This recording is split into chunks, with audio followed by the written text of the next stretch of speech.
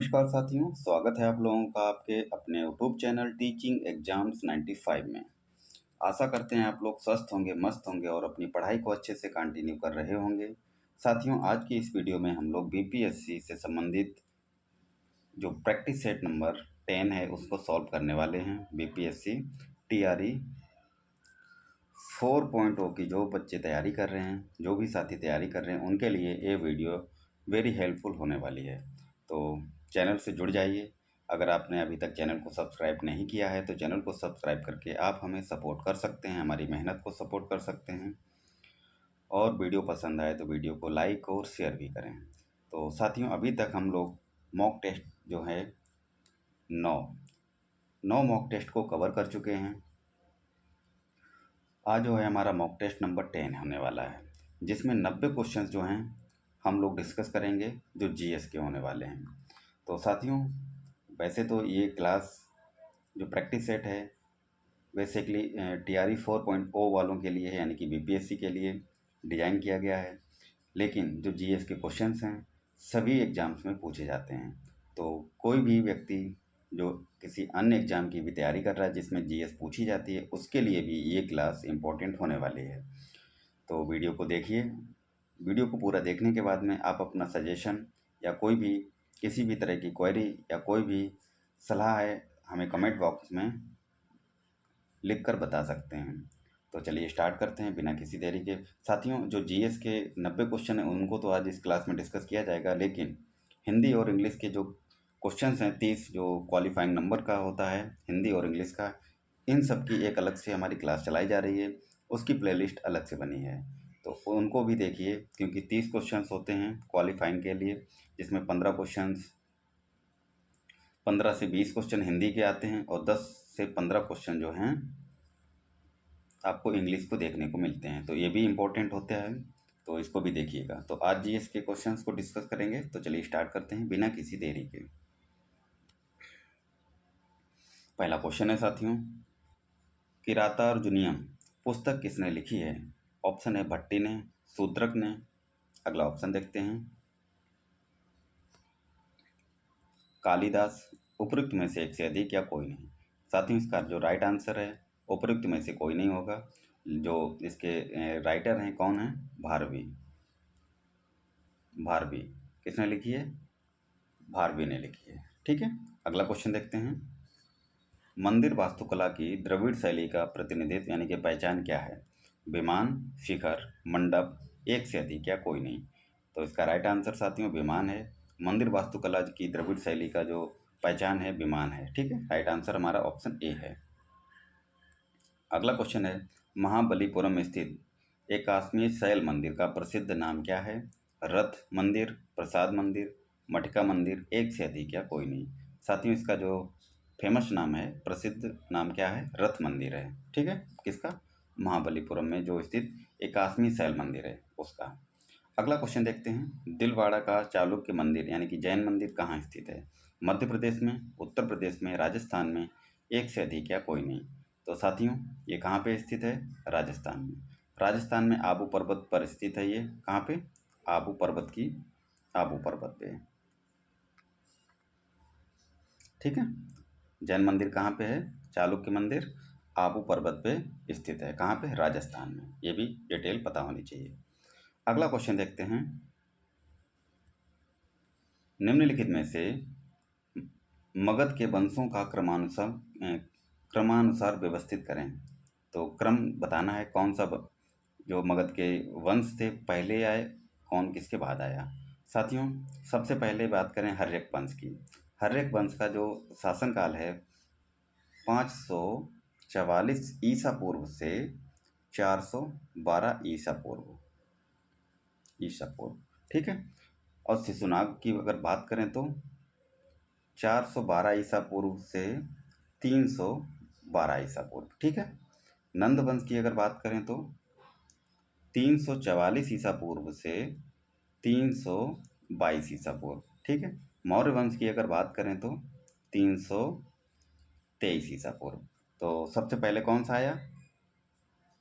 साथियों, ईसा पूर्व की बात हो रही है यहाँ पे, 544 ईसा पूर्व से 412 सबसे पहले हर्यक वंश आया। ठीक है, हर्यवंश जो है इसका अगर प्रथम शासक की बात करें तो कौन था? बिंबिसार था, बिंबिसार। ठीक है। और अगर अंतिम शासक की बात करें तो नागदर्शक था। कौन? नाग नाग नागदर्शक। वहीं साथियों, तो प्रथम कौन सा हो गया? 544 से 412 हर्यवंश हो गया। 4 नंबर कौन सा है? ऑप्शन ए और बी में है।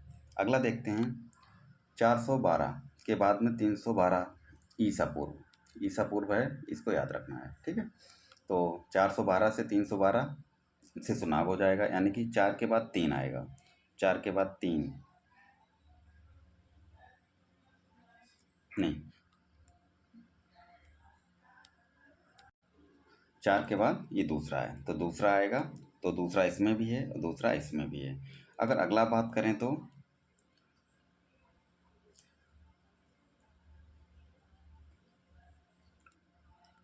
312 के बाद में 344, 300 नंदवंश हो गया, 344 यानी कि पहला, फिर इसके बाद तीसरा। तीसरा कौन सा है? मौर्य वंश। ठीक है। तो ऑप्शन सी हमारा करेक्ट आंसर हो जाएगा। पहला हर्यक वंश आता है, फिर शिशुनाग आता है, फिर नंदवंश आता है, सबसे लास्ट में मौर्य वंश आता है। ठीक है। मौर्य वंश की स्थापना किसने पहला शासक कौन था? चंद्रगुप्त मौर्य। ठीक है। अगला क्वेश्चन देखते हैं, अकबर की दूसरी राजधानी कौन सी थी? ऑप्शन है दिल्ली, आगरा, फतेहपुर सीकरी। तो साथियों, अकबर की दूसरी राजधानी जो थी फतेहपुर सीकरी हुआ करती थी। ठीक है। तो ऑप्शन सी हमारा करेक्ट आंसर है। नेक्स्ट क्वेश्चन देखते हैं साथियों, छत्रपति शिवाजी टर्मिनल किसके द्वारा डिजाइन किया गया था? ऑप्शन है फ्रेडरिक विलियम स्टीवेंस के द्वारा, सेंट यागो कला कलात्रवा के द्वारा, फजलुर रहमान खान के द्वारा, एक से अधिक या एक कोई नहीं। तो साथियों, इसका right answer option A Frederick William Stevens के द्वारा। अगर छत्रपति शिवाजी टर्मिनल की बात करें तो इसका पुराना नाम क्या है? पुराना नाम, तो इसका पुराना नाम जो है विक्टोरिया बम्बई टर्मिनल। ठीक है। Victoria Bombay terminal. ठीक है, याद रखना है। अगला क्वेश्चन देखते हैं साथियों, बिहार के किस जिले में अभ्रक का भंडार है? ऑप्शन देखते हैं। ऑप्शन है साथियों रोहतास, पटना, गया। तो साथियों, अभ्रक जो है सबसे ज़्यादा गया में पाया जाता है, तो ऑप्शन हमारा सी करेक्ट हो जाएगा। बिहार में कहाँ पे? गया में। अगला है, सोन और गंगा नदी का के संगम बिहार के किस जिले में स्थित है? यानी कि सोन नदी और गंगा नदी कहाँ पे मिलती है बिहार में? बक्सर में, पटना में, भोजपुर में, एक से अधिक या कोई नहीं।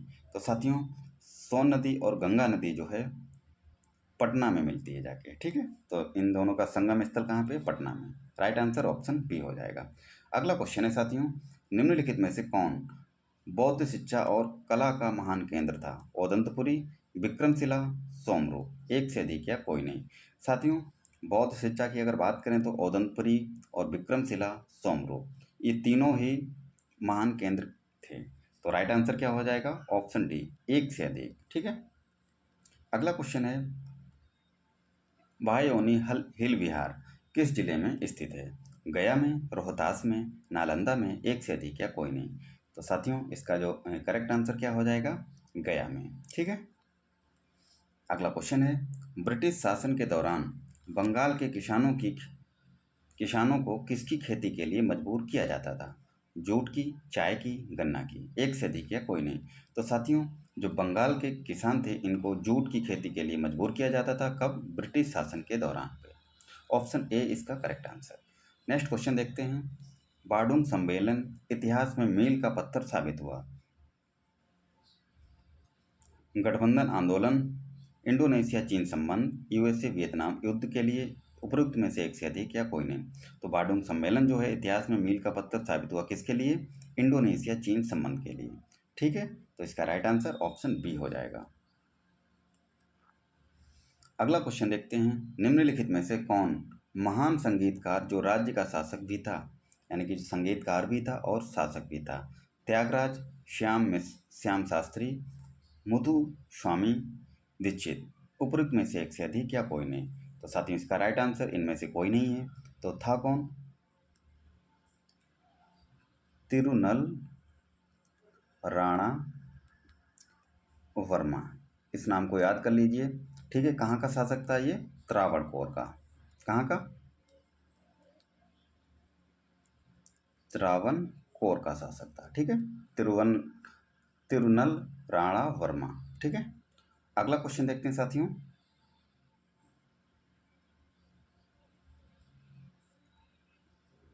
पेशवा के पद को किस पेशवा के कार्यकाल में ब्रिटिश द्वारा समाप्त कर दिया गया?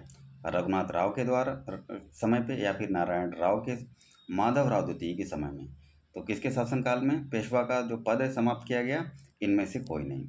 ठीक है, तो इसका जो करेक्ट आंसर है साथियों, बाजीराव द्वितीय के समय पे ये पद जो है समाप्त किया गया था। ठीक है, किसके समय पे? बाजीराव द्वितीय के समय पे।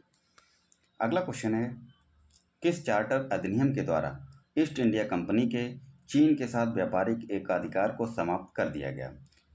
ऑप्शन है 1793 ईस्वी का जो चार्टर अधिनियम है इसके द्वारा, 1813 ईस्वी का चार्टर अधिनियम के द्वारा, या फिर 1833 ईस्वी का चार्टर अधिनियम के द्वारा। तो किसके द्वारा समाप्त किया गया था? 1813 ईस्वी का जो चार्टर एक्ट था उसके। ठीक है, option B is correct answer. Next question है हमारा, महासंघ का विचार सर्वप्रथम प्रस्तावित किया गया था? भारतीय परिषद अधिनियम 1893 में, मार्ले मिंटो सुधार में, मॉन्टेग्यू चेम्सफोर्ड सुधार में, एक से अधिक या कोई नहीं? तो साथियों इसका जो करेक्ट आंसर है क्या होगा? ऑप्शन ई, इनमें से कोई नहीं। तो साथियों महासंघ का विचार जो है सबसे पहले नेहरू रिपोर्ट आती है 1928 में। इसमें मोतीलाल नेहरू ने, किसने? मोतीलाल नेहरू ने 1928 में जो रिपोर्ट आई इसमें महासंघ का विचार प्रस्तुत किया था। ठीक है, ऑप्शन क्या है हमारा? ई करेक्ट है। अगला क्वेश्चन है, 1784 ईस्वी का जो पिट्स इंडिया एक्ट था, एक जो मतलब 1784 का पिट्स इंडिया एक्ट है क्या था? श्वेत पत्र था, विनिमय अधिनियम यानी कि रेगुलेटिंग एक्ट था, या फिर अध्यादेश था? तो साथियों ये रेगुलेटिंग एक्ट था, 1784 का Pitt's India Act. Option V is correct answer.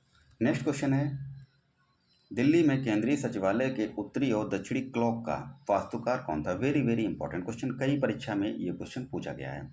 Sir Edward Lutyens था, हार्वर्ड वेकर था, रॉबर्ट टसेल था? तो साथियों इसका जो राइट आंसर है option A is correct. Sir Edward Lutyens जो है दिल्ली में केंद्रीय सचिवालय के उत्तरी और दक्षिणी क्लॉक का वास्तुकार है। ठीक है, वहीं सर अगर इंडिया गेट की बात करें तो इसकी इंडिया गेट, इसका भी डिजाइन किसने किया? एडवर्ड लुटियन ने ही इंडिया गेट का भी डिजाइन किया। ठीक है, ऑप्शन ए हमारा करेक्ट आंसर है। अगला क्वेश्चन है, निम्नलिखित में से कौन सी नदी कैलाश पर्वत से निकलती है? ऑप्शन है सिंधु, ब्रह्मपुत्र, करनाली, एक से अधिक या कोई नहीं? वेरी वेरी इंपॉर्टेंट क्वेश्चन है साथियों। जो कैलाश पर्वत है वहाँ से 4 नदियाँ निकलती हैं। कौन कौन सी? सिंधु नदी निकलती है, ब्रह्मपुत्र निकलती है, और करनाली भी निकलती है। इसके अलावा अगर चौथी नदी की बात करें तो कौन सी है? सतलज। तो सिंधु, ब्रह्मपुत्र, करनाली, इसका राइट आंसर क्या हो जाएगा? ऑप्शन डी, उपयुक्त में से एक से अधिक। 4 नदियाँ निकलती हैं, इन तीनों के अलावा सतलज भी। ठीक है, अगला क्वेश्चन है, पृथ्वी पर सबसे अधिक तप्त यानी कि गर्म स्थान कौन सा है? डेथ वैली कैलिफोर्निया में, अल अजीजिया लीबिया में, जोकोबाबाद पाकिस्तान में? सबसे अधिक गर्म स्थान जो है साथियों अल अजीजिया लीबिया में। ठीक है, इसका जो टेम्परेचर नोट डाउन किया गया था 1922 में, कितना था? 57 डिग्री से 58 डिग्री तक। ठीक है, तो सबसे ज़्यादा टेम्परेचर यहीं पे 1922 की रिपोर्ट के अनुसार। अगला क्वेश्चन देखते हैं साथियों,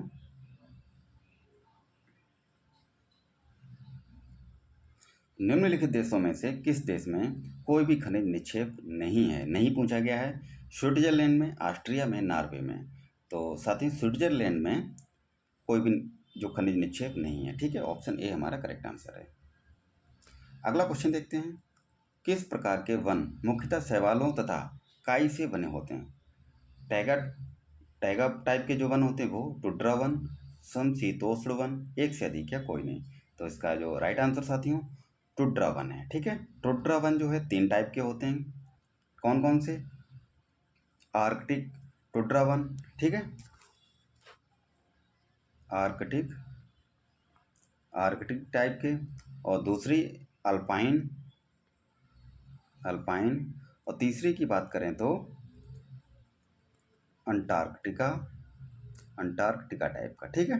तो टुड्रा वन 3 टाइप के हैं, आर्कटिक, अल्पाइन और अंटार्कटिका। तो इसका राइट आंसर ऑप्शन बी है, टुड्रा वन। अगला क्वेश्चन देखते हैं साथियों, ज्वारी वन को क्या कहते हैं? सदाबहार one, monsoon one, mangrove one, एक से अधिक या कोई नहीं। तो ज्वारी वन जो होते हैं साथियों, इनको क्या कहा जाता है? मैंग्रोव वन कहा जाता है। ऑप्शन सी करेक्ट है। अगला क्वेश्चन है, पृथ्वी के भूखंड पर उष्णकटिबंधीय वनों के विस्तार का क्या परसेंटेज है?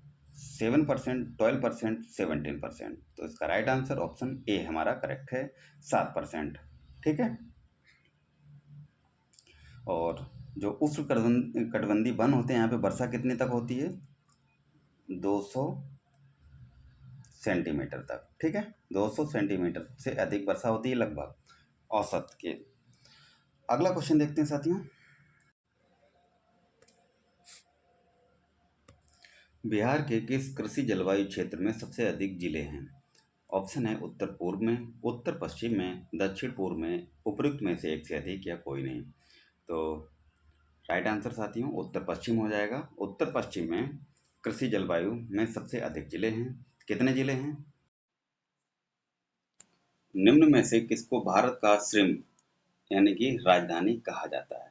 भारत की राजधानी कहा जाता है, किसको कहा जाता है? मैंगलोर को, नागपट्टनम को, कोची को, उपयुक्त में से एक से अधिक या कोई नहीं। तो इसका जो राइट आंसर साथियों ऑप्शन ई है। किसको कहा जाता है? नेल्लोर को, नेल्लोर को कहा जाता है, ठीक है। भारत यानी कि श्रिम्प को क्या बोलते हैं? झींगा मछली की राजधानी भी कहा जाता है। यहाँ पे झींगा यानी कि मछली का उत्पादन जो है सबसे ज़्यादा होता है नेल्लोर में, ठीक है। तो ऑप्शन हमारा ई इसका करेक्ट आंसर है, उपयुक्त में से कोई नहीं। अगला क्वेश्चन है, भारतीय मानक समय किस रेखांश पर अपनाया जाता है? 75.5 डिग्री ईस्ट रेखांश पे, 82.5 डिग्री ईस्ट रेखांश पे, या 90.5 ईस्ट रेखांश पे। तो इसका राइट आंसर 82.5 डिग्री पूर्वी रेखांश पे यानी कि ईस्ट पे, ठीक है। और ये ग्रीनविच के समय से इसका जो समय होता है 5.5 घंटे आगे होता है। ऑप्शन बी इसका करेक्ट आंसर है, ठीक है। अगला क्वेश्चन देखते हैं, भारतीय तटरेखा की लंबाई लगभग 4900 किलोमीटर है। कितनी है? 4900, 5700 या फिर 7500 किलोमीटर। तो लगभग की अगर बात करें तो 7500 किलोमीटर है भारतीय तटरेखा की लंबाई, ठीक है। अगर एग्जैक्ट बात करें तो कितनी है? 7516.6 किलोमीटर, ठीक है, ये भी याद रखना है। अगला क्वेश्चन है, निम्नलिखित में से कौन सा धर्म खजुराहो मंदिर से जुड़ा है? जैन धर्म, हिंदू धर्म, तांत्रिक विद्या। तो इसका राइट आंसर साथियों ऑप्शन डी है, उपयुक्त में से एक से अधिक। अगला क्वेश्चन है, चुंबी घाटी किस राज्य में स्थित है? सिक्किम में, हिमाचल प्रदेश में, उत्तराखंड में, या फिर एक से अधिक। तो चुंबी घाटी की अगर बात करें तो साथियों सिक्किम में स्थित है। कौन सी? चुंबी घाटी, कहाँ पे? सिक्किम में। अगला क्वेश्चन है, पश्चिम बंगाल में रानीगंज का संबंध है कोयले क्षेत्र से, लौह अयस्क से, मैंगनीज से। तो पश्चिम बंगाल की अगर बात करें तो क्या पाया जाता है सबसे ज़्यादा? कोयला, ठीक है। अगर बात करें तो पश्चिम बंगाल में कितना कोयला पाया जाता है? 35%। 35% जो कोयला है कहाँ से मिलता है? पश्चिम बंगाल से। अगला क्वेश्चन है, अच्छा सूची 1 का सूची 2 से मिलान करना है। हजारीबाग किसके लिए फेमस है? कोयले के लिए, लोहे के लिए, भूरा कोयले के लिए, या फिर अभ्रक के लिए। हजारीबाग जो है साथियों ऑप्शन डी इसका सही हो जाएगा मिलान में। हजारीबाग में अभ्रक पाया जाता है। नेवेली की अगर बात करें तो भूरा कोयला हो जाएगा। झरिया की अगर बात करें तो कोयला हो जाएगा। और राउरकेला की बात करें तो लोहा हो जाएगा, ठीक है। तो इसका राइट आंसर क्या हो जाएगा? ऑप्शन बी, पहले का डी और दूसरे का सी, तीसरे का ए, चौथे का बी। अगला क्वेश्चन देखते हैं साथियों, तीस्ता और दिहांग नदियों के बीच आने वाले हिमालय के भाग को क्या कहा जाता है? नेपाल, कश्मीर, असम। तो तीस्ता और दिहांग नदियों के बीच में जो हिमालय के भाग को क्या कहा जाता है? असम हिमालय कहा जाता है। ऑप्शन सी इसका करेक्ट आंसर है। अगला क्वेश्चन है, निम्नलिखित में से किसको सह्याद्री पर्वतमाला भी कहा जाता है? पूर्वी घाट को, पश्चिमी घाट को। साथ ही इसका राइट आंसर पश्चिमी घाट है। और सह्याद्री के अलावा नीलगिरी, नीलगिरी नीलगिरी के नाम से भी जानते हैं, कार्डिमम के नाम से भी जानते हैं, कार्डेमम। ठीक है, तो सह्याद्री पर्वतमाला को नीलगिरी भी कहते हैं, कार्डेमम भी कहते हैं और पश्चिम घाट भी कहते हैं। ठीक है, ये सब याद रखने योग्य पॉइंट हैं। अगला को नेक्स्ट क्वेश्चन जो है साथियों, लाभ के नवाचार सिद्धांत को किसने प्रतिपादित किया था? वेरी वेरी इंटरेस्टेड क्वेश्चन है। किसने प्रतिपादित किया था? J.A. शुम्पेटर ने, P.A. सैमुएल्सन ने, एल्फ्रेड मार्शल ने। इसका राइट आंसर J.A. शुम्पेटर। कब प्रतिपादित किया था? 1934 में। ठीक है, नेक्स्ट क्वेश्चन है, निम्न में से कौन सा बैंक अपने शुरुआती समय में शाही बैंक यानी कि इंपेरियल बैंक के नाम से जाना जाता था? तो साथियों, इंपेरियल बैंक जो है इसकी स्थापना कब हुई थी? 1921 में। ठीक है, 1921 में इंपीरियल बैंक की स्थापना होती है। इसके बाद में आगे चल करके 1955 में भारतीय स्टेट बैंक का स्टेबलाइजेशन हो जाता है, यानी कि इसका राष्ट्रीयकरण हो जाता है इंपीरियल बैंक का, और भारतीय स्टेट बैंक बन जाती है। कब? 1955 में। तो भारतीय स्टेट बैंक जो है इसका राष्ट्रीयकरण कब हुआ था? 1955 में। अगला क्वेश्चन है साथियों, कौन से 3 वर्ष योजना अवकाश के नाम से जाने जाते हैं? वेरी वेरी इंपॉर्टेंट क्वेश्चन है। 1965 से 68, 66 से 69 या फिर 68 से 71। तो 1966 से 69 के बीच का जो गैप है पंचवर्षीय योजना का, इसको योजना अवकाश के नाम से जानते हैं। ठीक है, अगला क्वेश्चन है, निम्न में से कौन सी समिति बैंकिंग सुधार से जुड़ी हुई है? एल.सी. गुप्ता समिति, नरसिम्हन समिति, चक्रवर्ती समिति। तो नरसिम्हन समिति जो है बैंकिंग क्षेत्र से जुड़ी हुई है। ठीक है, तो 1991 में ये समिति आई थी, 1991 में। ठीक है, और द्वितीय नरसिम्हन समिति जो है कब आई थी? 1998 में। द्वितीय नरसिम्हन समिति कब आई? 1998 में। और पहली 1991 में। किससे जुड़ी है? बैंकिंग से। अगला क्वेश्चन देखते हैं, निम्नलिखित में से कौन सी बीमारी जैविक युद्ध के कारण हो सकती है? चेचक, बोटुलिज्म, एंथ्रेक्स। तो इसका राइट आंसर साथियों क्या हो जाएगा?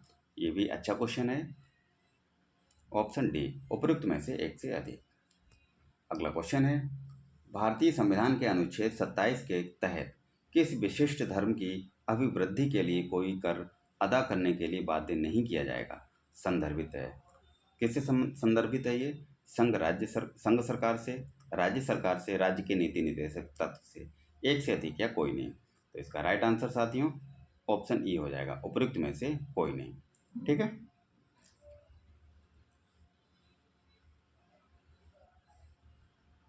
अगला क्वेश्चन है, निम्न में से किस अनुच्छेद में अल्पसंख्यकों के हितों का प्रावधान किया गया है? अच्छा क्वेश्चन है, अनुच्छेद 14, 19 या 29 में। तो अल्पसंख्यक के हितों का प्रावधान जो है अनुच्छेद 29 में किया गया है। ऑप्शन सी इसका करेक्ट आंसर है। अगला क्वेश्चन देखते हैं, भारतीय संविधान में अल्पसंख्यकों को मान्यता किस आधार पर प्रदान की गई है? धर्म के आधार पर, जाति के आधार पर, कुल जनसंख्या, समुदाय के अनुपात के अनुसार, या फिर उपयुक्त में से एक से अधिक या कोई नहीं। तो साथियों, अल्पसंख्यकों को धर्म और भाषा के अनुसार मान्यता प्रदान की गई। ऑप्शन ए इसका करेक्ट आंसर हो जाएगा, धर्म। अगला क्वेश्चन है, भारतीय संविधान के अनुच्छेद 31A के अनुसार संपदाओं आदि के अर्जन के लिए उपलब्ध कराने वाली विधियों के व्यावृत्ति संदर्भित है। किसमें संबंधित है? राज्य सरकार में, केंद्र सरकार में, मूल अधिकार में। ऑप्शन डी है एक से अधिक या कोई नहीं। तो ये ऑप्शन सी इसका करेक्ट आंसर है, मूल अधिकार में संदर्भित है।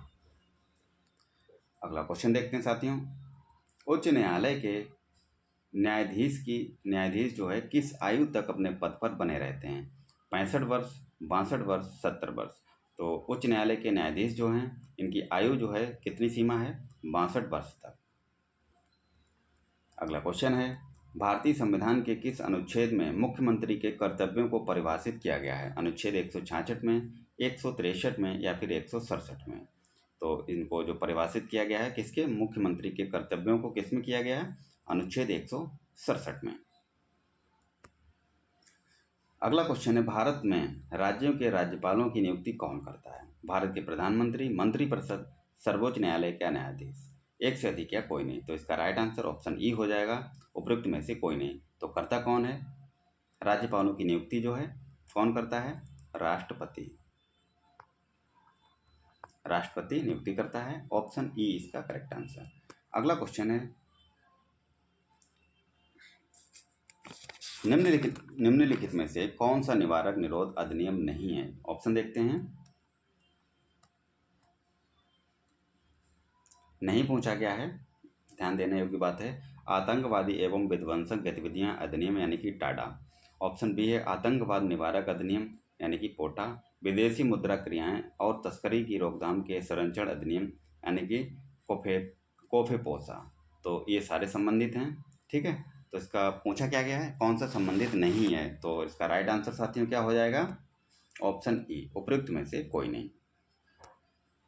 नेक्स्ट क्वेश्चन है, भारतीय संविधान के अनुच्छेद 24 के अनुसार कारखानों आदि में बालकों का नियोजन का प्रतिषेध संदर्भित है, किसमें संदर्भित है, ये पूछा गया है। भारतीय नागरिकों के मूल अधिकार में संदर्भित है। केंद्र सरकार, राज्य सरकार, एक से अधिक या कोई नहीं। तो ऑप्शन ए इसका करेक्ट आंसर है, मूल अधिकार में, ठीक है। नेक्स्ट क्वेश्चन है साथियों, भारतीय संविधान के अनुच्छेद 31B के अंतर्गत कुछ अधिनियमों और विनियमों का विधि मान्यकरण का प्रावधान निम्न में से किसके अंतर्गत आता है? राज्य सरकार, केंद्र सरकार, राज्य के नीति निर्देशक तत्व, एक से अधिक या कोई नहीं। तो किसके अंतर्गत आता है साथियों? ऑप्शन ई इसका करेक्ट आंसर हो जाएगा, ठीक है। तो राइट आंसर क्या होगा, मूल अधिकार, मूल अधिकारों के अंतर्गत। अगला क्वेश्चन देखते हैं, डीजल इंजन में ईंधन को ज्वलित करने के लिए आवश्यक उच्च तापमान किसके द्वारा प्राप्त किया जाता है? एग्जास्ट से ऊष्मा का उपयोग करके, बैटरी द्वारा, सिलेंडरों में वायु को संपीड़ करके, एक से अधिक या कोई नहीं। ऑप्शन सी इसका करेक्ट आंसर है। अगला क्वेश्चन देखते हैं साथियों, बादल किस कारण से वायुमंडल में तैरते हैं? निम्न दाब के कारण, निम्न घनत्व के कारण, निम्न श्यानता के कारण। साथियों जो बादल हैं वायुमंडल में क्यों तैरते हैं? इनका घनत्व जो है कम होता है, यानी कि निम्न घनत्व के कारण। अगला क्वेश्चन है, शब्द इंसुलेशन यानी कि आपतन का अर्थ है ऊष्मारोधी सामग्रियां, आपतित और विकिरण, अविलेय सामग्रियां, एक से अधिक या कोई नहीं। तो किससे संबंधित इसका अर्थ क्या है? आपतित और विकिरण से इसका संबंध है इंसुलेशन क्या, यानी कि आपतन का। अगला क्वेश्चन देखते हैं साथियों, निम्न में से किस अभिक्रिया द्वारा रक्त का शुद्धिकरण किया जा सकता है? डायलिसिस के द्वारा, विद्युत परासरण के द्वारा, स्कंदन के द्वारा, एक से अधिक या कोई नहीं। तो रक्त का शुद्धिकरण जो है डायलिसिस के द्वारा होता है, option A is correct answer. Next question है साथियों, वायुमंडल का वह स्तर जो इलेक्ट्रॉन तथा धनायनों से संयोजित होता है कहलाता है क्षोभ मंडल, आयन मंडल, समताप मंडल। तो क्या कहलाता है? आयन मंडल कहलाता है, option B is correct answer है। अगला क्वेश्चन देखते हैं साथियों, यदि बर्फ पर जल को 0 डिग्री सेल्सियस ताप पर रखा जाए, कब? 0 डिग्री पे, तो क्या होगा, यानी कि परिवर्तन क्या होगा? सारी बर्फ पिघल जाएगी, सारा जल जम जाएगा, कोई परिवर्तन नहीं होगा। तो इसका राइट आंसर साथियों क्या होने वाला है? ऑप्शन सी, कोई भी परिवर्तन नहीं होगा जब बर्फ को 0 डिग्री सेल्सियस पे रखा जाता है। अगला क्वेश्चन है साथियों, मानव शरीर की कौन सी ग्रंथि पीयूष ग्रंथियों से स्रावित हार्मोनों का नियंत्रण करती है? कौन सी ग्रंथि हार्मोनों का नियंत्रण करती है? हाइपोथैलेमस, थाइमस ग्रंथि, थायराइड ग्रंथि, एक से अधिक या कोई नहीं। बहुत ही अच्छा क्वेश्चन है साथियों। तो इसका राइट आंसर ऑप्शन ए है, हाइपोथैलेमस जो है इसका नियंत्रण करती है, हाइपोथैलेमस। अगला क्वेश्चन है साथियों, निम्न में से मनुष्य के किस ऊतक में जन्म के बाद कोश का विभाजन नहीं होता है? कंकाल में, तंत्रिका में, संयोजी में, एक से अधिक या कोई नहीं। तो जन्म के बाद किस में कोश का विभाजन नहीं होता है साथियों? तंत्रिका तंत्र में नहीं होता है, यानी कि तंत्रिका में नहीं होता है और मांसपेशियों में भी नहीं होता है। किसमें? मांसपेशियों में भी कोई विभाजन नहीं होता है। ठीक है, तो राइट आंसर इसका तंत्रिका। अगला क्वेश्चन है साथियों, मानव शरीर की सबसे बड़ी मिश्रित ग्रंथि कौन सी है? थाइमस, यकृत, अग्नाशय। अगर मिश्रित ग्रंथि की बात करें तो सबसे बड़ी अग्नाशय सबसे बड़ी ग्रंथि है और मिश्रित भी है। ठीक है, इसमें अंतःस्रावी और बाह्यस्रावी दोनों लक्षण पाए जाते हैं। ठीक है, चलते हैं अगले क्वेश्चन की तरफ साथियों। डाउन सिंड्रोम से पीड़ित व्यक्ति को किस रोग से ग्रसित होने की संभावना रहती है? हंटिंगटन्स रोग, एल्जाइमर रोग, मेनिनजाइटिस रोग, एक से अधिक या कोई नहीं। तो डाउन सिंड्रोम जो है साथियों, जब इससे व्यक्ति जो पीड़ित हो जाता है तो एल्जाइमर हो जाता है। ठीक है, ऑप्शन बी इसका करेक्ट आंसर है। नेक्स्ट क्वेश्चन है, ब्रिटिश काल में दिल्ली से पहले भारत की राजधानी क्या थी? कलकत्ता, बम्बई, पटना। तो इसका राइट आंसर की बात करें तो ऑप्शन ए इसका करेक्ट आंसर हो जाएगा। कलकत्ता जो है राजधानी थी। साथियों, दिल्ली दरबार होता है 1911 में, 1911 में। ठीक है, तब कलकत्ता से राजधानी को कहाँ परिवर्तित किया जाता है? दिल्ली में। ठीक है, अगला क्वेश्चन है साथियों, वर्ष 1920 में प्रारंभ किया गया असहयोग आंदोलन क्यों वापस लिया गया था? अच्छा क्वेश्चन है। कांग्रेस के भीतर बड़े नेताओं ने इस आंदोलन का विरोध किया था। अगला क्वेश्चन ऑप्शन है, अंग्रेज सरकार ने कांग्रेस के साथ समझौता की पहल की। अगला है, चौरी चौरा गांव में सत्याग्रहियों ने पुलिस थाने में आग लगा दी थी जिसमें 22 पुलिसकर्मी मारे गए थे। तो यही इसका करेक्ट आंसर है। चौरी चौरा कांड हो जाता है साथियों। ठीक है, चौरी चौरा की अगर डेट की बात करें तो 5 फरवरी 5 फरवरी 1922 को ये चौरी चौरा कांड होता है जिसमें 22 पुलिसकर्मी मारे जाते हैं। ठीक है, इस वजह से तो इसका राइट आंसर क्या होगा? Option C correct answer. ठीक है, चलते हैं अगले क्वेश्चन की तरफ साथियों।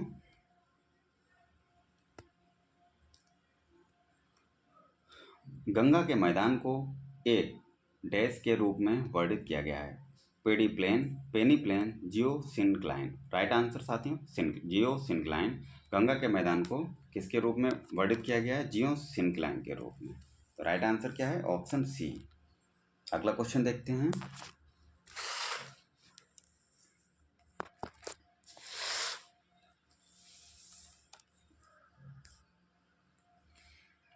फिनिक्स फॉर्म की स्थापना किसने की थी? ऑप्शन है, श्रीमती मेनका गांधी ने, महात्मा गांधी ने, या फिर बलराज जाखड़ ने। तो राइट आंसर साथियों ऑप्शन बी है, महात्मा गांधी ने फिनिक्स फॉर्म की स्थापना की थी। फिनिक्स फॉर्म या फिनिक्स आश्रम की। ठीक है, अच्छा क्वेश्चन है, कब स्थापना की थी? 1906 में। ठीक है, कहाँ पे? दक्षिण अफ्रीका में। दक्षिण अफ्रीका में। साथियों, फिनिक्स फॉर्म के अलावा दक्षिण अफ्रीका में टॉलस्टॉय जो आश्रम है इसकी भी स्थापना की गई थी। ठीक है, तो इसका राइट आंसर महात्मा गांधी। अगला क्वेश्चन देखते हैं। कांग्रेस के 1916 ईस्वी के लखनऊ अधिवेशन में कौन मुख्य दूरगामी परिणाम वाला निर्णय लिया गया था? मुस्लिम लीग की पृथक निर्वाचन क्षेत्र की मांग को स्वीकार कर लिया गया था। अगला ऑप्शन देखते हैं। या फिर कांग्रेस और मुस्लिम लीग का अस्थायी विलंबन हो गया था। कांग्रेस का अध्यक्ष एक मुस्लिम व्यक्ति चुना गया, या एक से अधिक या कोई नहीं। तो ये भी गलत है, ये भी गलत और ये भी। राइट आंसर क्या हो जाएगा साथियों? मुस्लिम लीग की पृथक निर्वाचन क्षेत्र की मांग को स्वीकार कर लिया गया था। ऑप्शन ए इसका करेक्ट आंसर है। और 1916 का अधिवेशन कहाँ होता है? लखनऊ में होता है। इसके अध्यक्ष कौन थे? अध्यक्ष की बात करें तो अंबिका चरण मजूमदार। ठीक है, अंबिका चरण मजूमदार। अगले क्वेश्चन की तरफ चलते हैं। भारत छोड़ो आंदोलन कब प्रारंभ हुआ था? मार्च 1942 में, अगस्त 1942 में, सितंबर 1942 में। तो साथियों इसका right answer option B is correct. कब हुआ था भारत छोड़ो आंदोलन प्रारंभ? अगस्त 1942 में। अगर डेट की बात करें तो 8 अगस्त को, ठीक है, 8 अगस्त 1942 को। साथियों भारत छोड़ो आंदोलन जो है कहाँ से प्रारंभ हुआ था, ये भी क्वेश्चन पूछा जाता है।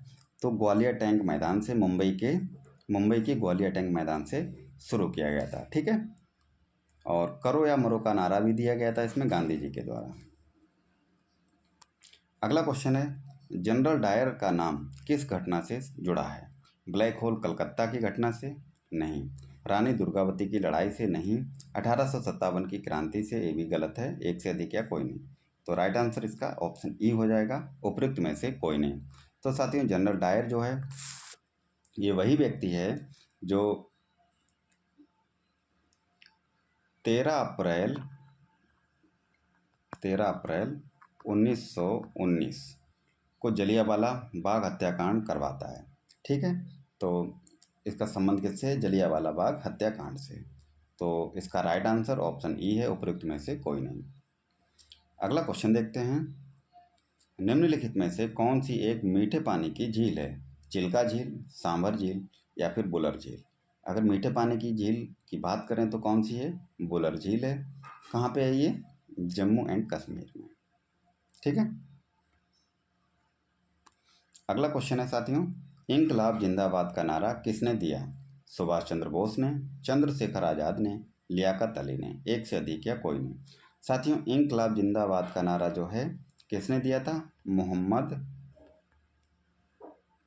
इकबाल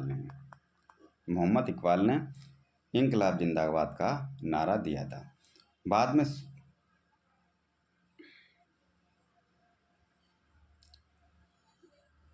तो इसका राइट आंसर ऑप्शन ई हो जाएगा, ठीक है। आगे चल के इंकलाब जिंदाबाद का जो नारा है फेमस किसने किया था? भगत सिंह के द्वारा। किसने यूज किया था? भगत सिंह।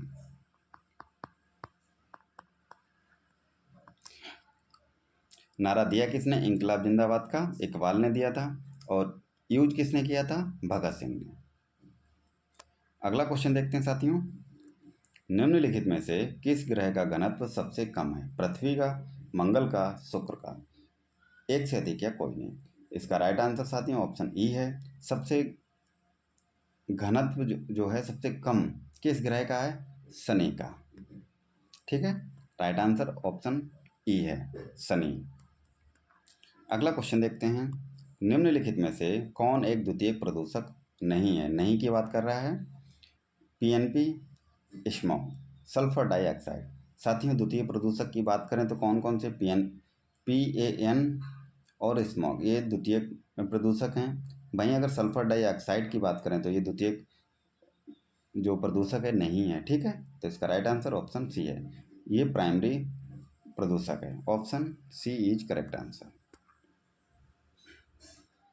चलते हैं नेक्स्ट क्वेश्चन की तरफ।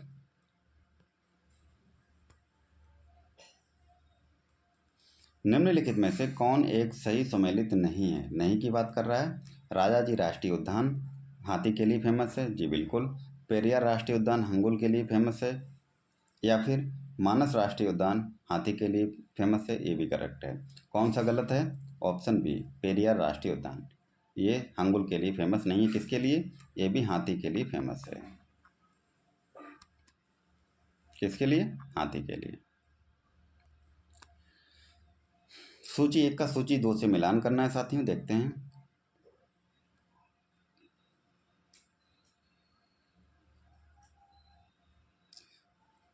खनिज का संबंध जो है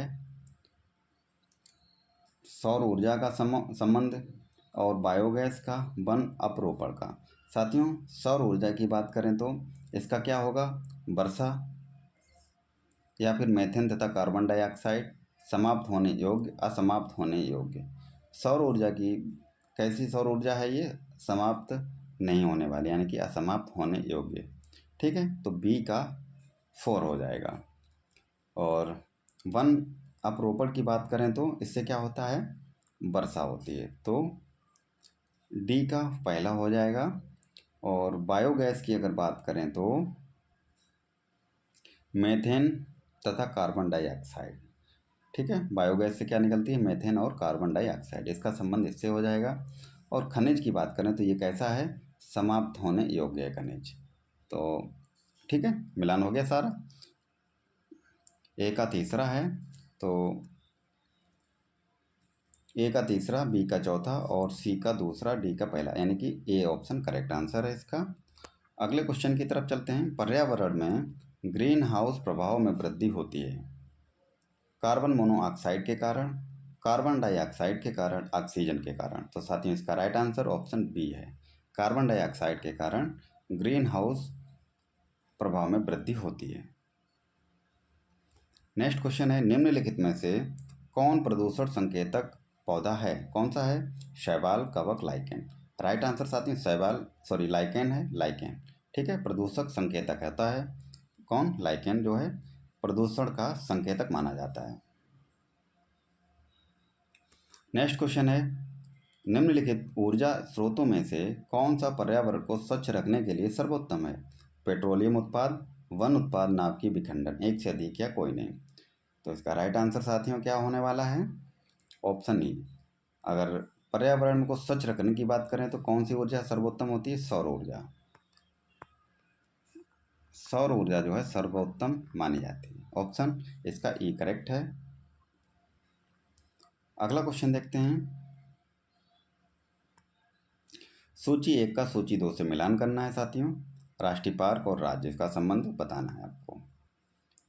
साथियों बांदीपुर नेशनल पार्क जो है कहाँ पे, कर्नाटक में है, एक बिल्कुल ऑप्शन करेक्ट है। सरिस्का नेशनल पार्क कहाँ पे, राजस्थान में है। और दाचिंगब कहाँ पे है, ये जम्मू एंड कश्मीर में है। पापीकोंडा कहाँ पे, आंध्र प्रदेश में है। तो सी का 3 और डी का 4 बिल्कुल करेक्ट ऑप्शन क्या हो जाएगा, ऑप्शन बी। ठीक है, अगला क्वेश्चन देखते हैं। जैव विविधता का सबसे महत्वपूर्ण पहलू है भोजन, औषधि, औद्योगिक उपयोग, एक से अधिक या कोई नहीं। जैव विविधता का सबसे महत्वपूर्ण पहलू क्या है, इसका राइट आंसर साथियों क्या होने वाला है, इनमें से कोई नहीं, उपयुक्त में से कोई नहीं। अगला क्वेश्चन है, सूची 1 का अच्छा कौन सा सुमेलित है, सुमेलित पूछा गया है, देखते हैं। पर्वत सर्वाधिक स्थायी पारिस्थितिकी तंत्र माना जाता है, या फिर अगला है अजैविक जीवाणु, अजैविक अवयव है यानी कि जीवाणु है। हरे पौधे पारिस्थितिकी तंत्र, यही वाला करेक्ट हो जाएगा। हरे पौधे कैसे हैं, पारिस्थितिकी तंत्र में आते हैं, option C is correct answer है। चिपको आंदोलन का संबंध किससे है, पादप संरक्षण से, बाघ परियोजना से, घड़ियाल परियोजना से। तो राइट आंसर साथियों पादप संरक्षण से। चिपको आंदोलन किससे संबंधित है, पादप संरक्षण से। अगला क्वेश्चन देखते हैं। भारत में जैव विविधता की दृष्टि से संतृप्त क्षेत्र निम्न में से कौन सा है, पूर्वी घाट, पश्चिमी घाट, थार का रेगिस्तान। तो जैव विविधता की दृष्टि से संतृप्त क्षेत्र कौन सा है, पश्चिमी घाट, बिल्कुल करेक्ट आंसर क्या हो जाएगा, ऑप्शन बी। अगला क्वेश्चन है साथियों, जैव विविधता के कम होने का मुख्य कारण है आवासीय प्रदूषण, विदेशी प्रजातियों का प्रवेश। अगला अत्यधिक दोहन, तो एक से अधिक या कोई नहीं, कौन सा कारण है, उपरोक्त में से कोई नहीं, ऑप्शन ई। नेक्स्ट क्वेश्चन है साथियों, निम्नलिखित में से किसे मेगा डाइवर्स देश के रूप में जाना जाता है, न्यूजीलैंड को, ऑस्ट्रेलिया को, नेपाल को। किसको जाना जाता है, ऑस्ट्रेलिया को जो मेगा डाइवर्स के देश के रूप में जाना जाता है, option B is correct answer. अगला क्वेश्चन है, भारत में गिद्धों की कमी का अत्यधिक प्रमुख कारण है, क्या कारण है, विषाणु संक्रमण, जीवाणु संक्रमण, जानवरों को दर्द निवारक दवा देना, एक से अधिक या कोई नहीं। तो ऑप्शन सी करेक्ट है, जानवरों को दर्द निवारक दवा देना, ठीक है, इसका प्रमुख कारण है। अगला क्वेश्चन है, सिगरेट के धुएं में मुख्य प्रदूषक है, कौन सा होता है, कार्बन मोनोऑक्साइड व डाइऑक्सीसीन, कार्बन मोनोऑक्साइड व निकोटीन, कार्बन मोनोऑक्साइड व बेंजीन, एक से अधिक या कोई नहीं। तो मेन प्रदूषक क्या होता है, कार्बन मोनोऑक्साइड और बेंजीन जो है पाया जाता है सिगरेट के धुएं में। Option C is correct answer. साथियों अगला क्वेश्चन है और इम्पोर्टेंट है, निम्न में से कहाँ आर्सेनिक द्वारा जल प्रदूषण सर्वाधिक है? हरियाणा में, राजस्थान में, मध्य प्रदेश में, एक से अधिक या कोई नहीं? तो इसका राइट आंसर साथियों ऑप्शन ई हो जाएगा। सर्वाधिक आर्सेनिक द्वारा जल प्रदूषण कहाँ पे? वेस्ट बंगाल में। वेस्ट बंगाल के 7 जिले हैं जो सबसे ज़्यादा आर्सेनिक के द्वारा प्रदूषित हैं। ऑप्शन ई इसका करेक्ट आंसर है। अगला क्वेश्चन है साथियों, निम्न में से किस आर्थिक सर्वेक्षण में पहली बार धारणीय विकास और जलवायु परिवर्तन का नवीन अध्याय जोड़ा गया? 2004-5 में, 11-12 में, 2012 और 13 में? कब जोड़ा गया? 2011 और 12 में। Option B correct answer. अगला क्वेश्चन देखते हैं साथियों, निम्न में से कौन सा कथन सही है? जयमंडलीय पारिस्थितिकी तंत्र में ऊर्जा का प्रवाह एक दिशीय होता है। अगला है जयमंडल पारिस्थितिकी तंत्र में ऊर्जा का प्रवाह चक्रीय होता है, ये गलत है। प्राकृतिक पारिस्थितिकी तंत्र में बढ़ते पोषण स्तर के साथ ऊर्जा का सापेक्षिक क्षय घटता है, तो ये भी गलत है। और राइट आंसर क्या है? Option A. कैसा होता है ऊर्जा का प्रवाह? एक दिशा में होता है, एक दिशीय। ठीक है। अगला क्वेश्चन देखते हैं साथियों, निम्न में से कौन जल लवणता प्रवणता को दर्शाता है? ऑप्शन है थर्मोक्लाइन, हेलोक्लाइन, पाइक्नोक्लाइन, एक से अधिक या कोई नहीं? राइट आंसर साथियों हेलोक्लाइन हो जाएगा। Option B is correct. Next and last question, निम्न में से किससे जलवायु परिवर्तन का क्रायोजेनिक संकेतन प्राप्त किया जाता है? आइस कोर के द्वारा, जीवाश्मित पराग के द्वारा, वृक्ष वलय वृद्धि के कारण? एक से अधिक या कोई नहीं? साथियों इसका जो राइट आंसर है ऑप्शन ए है, आइस कोर के द्वारा क्रायोजेनिक संकेतक प्राप्त किया जाता है जलवायु परिवर्तन का। ठीक है। तो साथियों ये थे 90 क्वेश्चन जीएस के। आशा करते हैं आप लोगों को क्लास पसंद आई होगी। अगर क्लास पसंद आई है तो वीडियो को लाइक एंड शेयर करें और चैनल को सब्सक्राइब करके आप हमें सपोर्ट कर सकते हैं। ऐसी ही वीडियो आपको हमारे चैनल पे मिलती रहेंगी बिल्कुल फ्री में। ठीक है। तो मिलते हैं नेक्स्ट वीडियो पे, तब तक के लिए पढ़ते रहिए, मुस्कुराते रहिए और अपना ख्याल रखें और अपनों का भी ख्याल रखें। भगवान करे आपका दिन शुभ हो। मिलते हैं नेक्स्ट वीडियो में, तब तक के लिए धन्यवाद। जय हिंद, वंदे मातरम।